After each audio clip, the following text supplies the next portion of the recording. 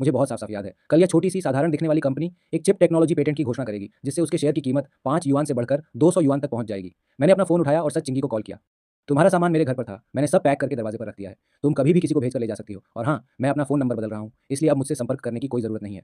उसके जवाब का इंतजार किए बिना मैंने तुरंत फ़ोन काट दिया और सिम कार्ड निकाल लिया। मैंने उसे बीच से तोड़ दिया और कूड़ेदान में फेंक दिया। दुनिया आखिरकार शांत हो गई थी। अगली सुबह जल्दी मैं सीधा बैंक गया। उम्मीद के विपरीत चेक कैश करवाना बहुत आसानी से हो गया। जब तक फ़ोन पर नोटिफिकेशन में मेरे अकाउंट में कुछ नए नंबर दिखाई नहीं दिए, तब तक मुझे सच में यकीन नहीं हुआ कि मेरी ज़िंदगी फिर से शुरू होने वाली है। बिना एक पल गंवाए मैंने पूरे 99 लाख युआन अपने स्टॉक अकाउंट में ट्रांसफर कर दिए और सब कुछ टेनफेई टेक्नोलॉजी के शेयर में लगा दिया। जब मैं स्टॉक एक्सचेंज से बाहर निकला तो अचानक मुझे एक राहत का एहसास हुआ। अब मुझे बस इंतजार करना था।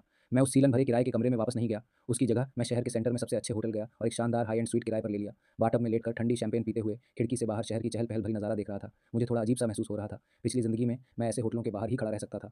ऊपर टॉप फ्लोर की रोशनी को देखते हुए यह कल्पना करता था कि सुकिंग यिंग अंदर किसी शाही पार्टी में शामिल होगी। तभी जब मैं अपने ख्यालों में खोया हुआ था, डिंग! फ़ोन बजा। ये एक अनजान नंबर से मैसेज था। ये सू किंग यिंग थी। चेन, तुम कहाँ हो? जो चीज़ें मैंने तुम्हें दी थीं, क्या तुमने सब फेंक दी? लगता है उसने बड़ी मुश्किल से मेरा नया नंबर ढूँढा था। उसने जो चीज़ें मुझे दी थीं, वे बस ऐसी छोटी-मोटी चीज़ें थीं, जो उसे खुद नहीं चाहिए थीं। एक पेन, एक नोटबुक। हर बार जब वह मुझे देती थी, तो ऐसा लगता था जैसे किसी भिखारी को दान दे रही हो। उस समय मैं कितना बेवकूफ़ था, उन्हें खजाने की तरह सँभाल कर रखता था। मैंने कोई जवाब नहीं दिया। मैंने बस उसका नंबर ब्लॉक कर दिया। फिर मैंने होटल की रूम सर्विस पर कॉल किया। हेलो, कृपया 2 प्रोफ़ेशनल मसाज करने वाली महिलाओं का इंतज़ाम कर दीजिए। इस ज़िंदगी में मुझे खुद के साथ अच्छा व्यवहार करना है। अगले हफ्ते मैंने वही आराम भरी ज़िंदगी जी, जिसका मैं कभी सपना देखा करता था। हर दिन मैं अपनी नींद पूरी होने पर खुद ब खुद उठता और होटल के रूफटॉप रेस्टोरेंट में शानदार नाश्ते का आनंद लेता। दोपहर में समय बिताने के लिए मैं जिम जाता या स्विमिंग पूल में तैरता। रात को मैंने युंगेन की आलीशान नाइट लाइफ का मजा लिया। मैंने अपने सस्ते कपड़े और जीन्स छोड़ दिए और अपने लिए एक अच्छी फिटिंग वाला सूट खरीदा। कपड़े इंसान की पहचान बनाते हैं, ये कहावत बिल्कुल गलत नहीं है। जब मैंने बेहद खूबसूरती से सिलवाया हुआ सूट पहना, कलाई पर पटेक फिलिप की घड़ी बांधी और किसी भी आलीशान जगह में कदम रखा, तो मेरा स्वागत सिर्फ विनम्र मुस्कानों और बेहतरीन सेवा से हुआ। अब न कोई शक भरी नजरें थीं, न तिरस्कार से देखने वाले लोग। पैसा सच में एक आदमी का सबसे मजबूत सहारा होता है।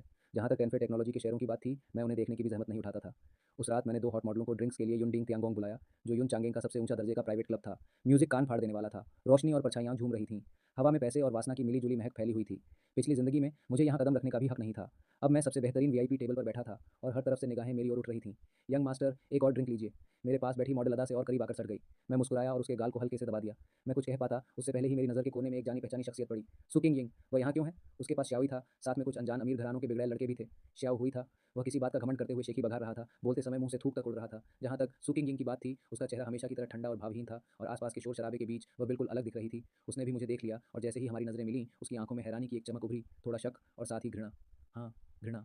उसकी नज़रों में मेरे जैसा इंसान जो उसके पिता के पैसे लेकर ऐश कर रहा था, शायद कूड़े से ज़्यादा कुछ नहीं था। श्याओई ने भी उसकी नज़र का पीछा किया। तुरंत उसके चेहरे पर बढ़ा चढ़ाकर दिखाई गई तिरस्कार भरी मुस्कान आ गई। वह भीड़ को धक्का देते हुए सीधे मेरी तरफ बढ़ने लगा। अरे! ये तो चैनन नहीं है, मशहूर महान आशिक चैनन। श्याओ ही की आवाज़ बहुत तेज़ थी और उसने जानबूझकर आस-पास के सभी लोगों का ध्यान अपनी तरफ खींच लिया। ये क्या बात हुई? तुमने अंकल-अंकल एसएस के 10 मिलियन लेकर यहाँ आकर मौज-मस्ती शुरू कर दी।